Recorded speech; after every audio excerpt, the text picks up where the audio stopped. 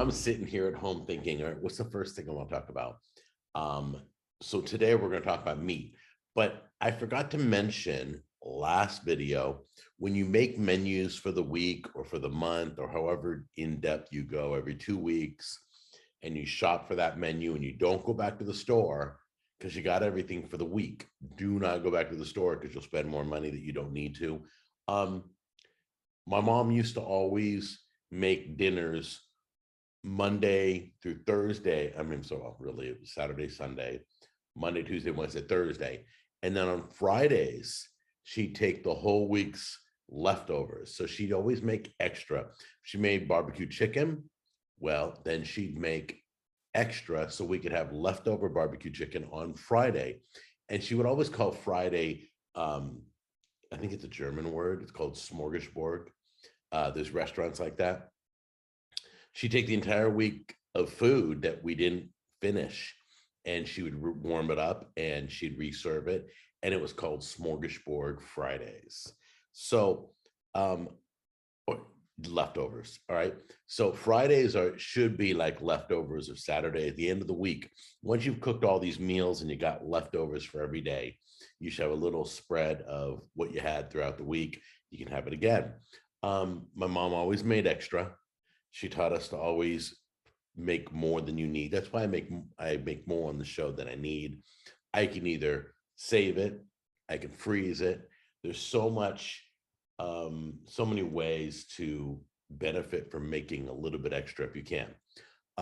My mom used to, another thing she did, she would save jars. She would save containers from the butter, jars from the pickles. She would use those. That was her Tupperware.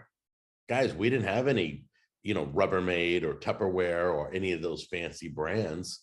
We would wash out the butter container when we were done. We'd wash it, and that would like hold our leftover food in the fridge. So we always reused, repurposed. That's what I love about Hispanics. If you've ever been to Mexico, you will see they're very resourceful. They're brilliant.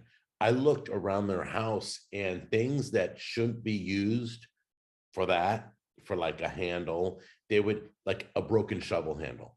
They just didn't throw it away. I mean, Americans throw things away, no problem, to buy a new one, but they resourcefully repurpose everything. If it's broke outside, it comes into the house, it's now a handle, whether it's to flush a toilet or it literally, or the handle in the shower, I don't know, but they can repurpose a lot of stuff. They're brilliant. That's one of the biggest takeaways I got from going to Mexico. So we used to repurpose butter containers and jars of pickles and jars of the the spicy vegetables you get in like a vinegar. We used to get big jars of those and we'd repurpose them. We used to, I remember vaguely, we would save the bags from bread and use those to wrap up things. Literally. I mean, use what you got, repurpose what you got. Don't always like your eggshells. They can go in the garden. They're healthy for the garden, from what I'm hearing. I don't know a lot about gardening. As you've seen in my past videos, I've killed everything I've ever touched. But there's so many ways to repurpose everything. I don't even know what compost is, but I know that there's certain food items that can be turned into compost. So once again, look at everything about how can I use this again, or what's the best thing to do? Can I use this as a container? Can I use this in the garden? Can I use this for whatever? So that was some things I wanted to talk about in the last video and I didn't get a chance to, but today's video is all about meat. Now, I'm going to, I sat here going, well, I don't want to tell them all my tips and tricks. No, I do. I want, that's what this series is all about. So what? Y'all know, it doesn't matter. But I'm going to tell you one of the things I learned when it comes to meat. I learned a few things. One thing I learned is the Hispanic markets. If you've ever been to I think it's pronounced canaceria or supermercado, supermercado or mercado, I can't remember. One stands for supermarket, one stands for like a meat market. But they have less expensive costing meat, and you can get a wider selection. Um, Supermarkets don't always have lamb, okay? Or even Middle Eastern markets, they'll have lower price on their lamb. They'll have lower price on different, very like leg quarters at the Mexican markets is half the price of the American markets. And it's just as good. I bought big, like 10-pound bags of chicken leg quarters. So the meats are sometimes less expensive in your international markets, and they're just as good, just as safe, just as delicious. I've enjoyed shopping. In fact, there's a lot of meat I can get at international markets that I can't get in an American market. Very seldom can you get turkey necks. Like I think Whole Foods now carries them on a regular basis, but turkey necks were hard. You had to specially order them. So there's a bunch of different meats. Start exploring other meats. You'd be surprised. I know it sounds gross, like chicken gizzards or chicken hearts and gizzards, necks, all those parts. So buy your meat, check the international markets. They're usually about half price. I'm not sure. I haven't been in a while. I don't have a lot here in Tennessee. In Cali, I could go anywhere I want, and there was like a ton of them. Um, a lot of things, they'd make the tortillas fresh in the back of the store. It was great. You walk all the way straight to the back.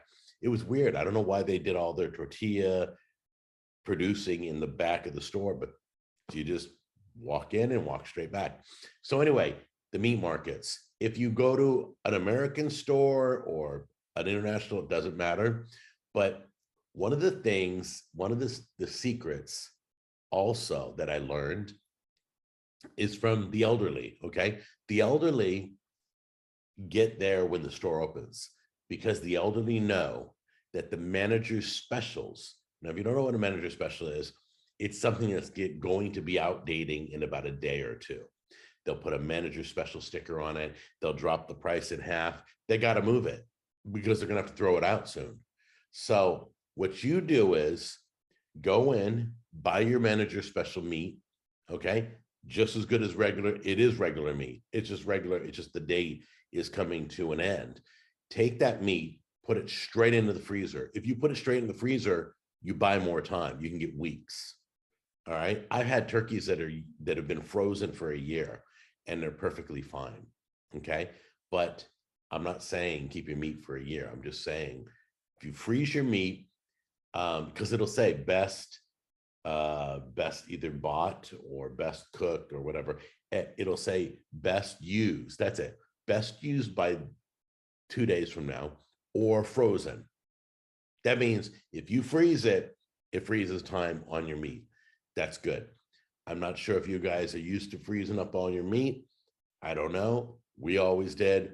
That wasn't a big thing for us. So another thing is I have a video on Cooking with Jack show where I teach you how to cut up a chicken, teach you how to cut the leg quarters off, separate the legs and the thighs, and cut the breast off the back. And it's pretty standard. My mom taught me when I was a little boy. I never forgot it. All us kids know how to do it. All of us were taught that way. So cut up your own chickens. They charge you. Remember, they charge you for everything. Putting peanut butter on a cracker and making you a peanut butter cracker sandwich. They charge you to do that. I mean, that you're paying extra. So when you buy chicken cut up, which you all do, I know you do. Oh, I need some, don't do that anymore. So my mom would take a fryer chicken, which $3, $4, I don't know, somewhere in there. And she'd cut it up into all the pieces. And she'd take the bony versions. She'd take the back. What else was she would take was it the leg? That was the bony was the back and the rib cage and the necks and the gizzards and the innards and all that. She would put that in spaghetti sauce, tenderize it. If you've ever cooked meat in spaghetti sauce, there's nothing better.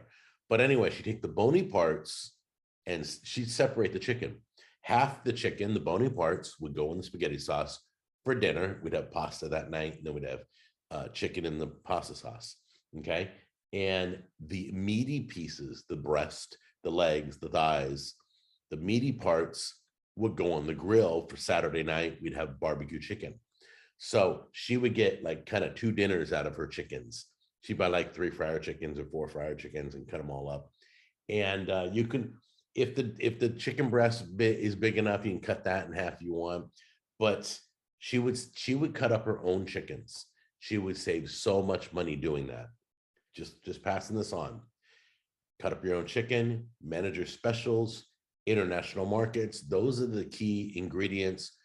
Start exploring meats that are a little bit less expensive.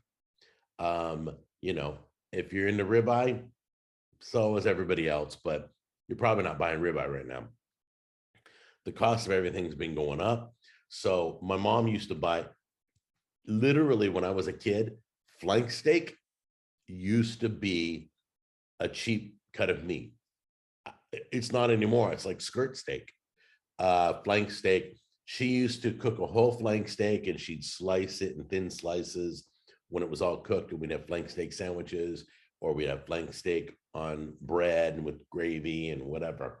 But yeah, so meat changes all the time. Try to find I don't know, try to find a meat category that is less expensive, that's affordable. You know what your budget is, all right? And you know, I'm not recommending anything outside of meat that isn't meat, but I'm telling you, if you're a meat eating family, those are the tips that I can pass on to you. All right. I love you guys. I have plenty more. We're going to talk about a bunch of different things as we go on. And most of these, my mom taught me. So anyway, I love you guys. Take care. And I'll see you on the next Stretching a Dollar.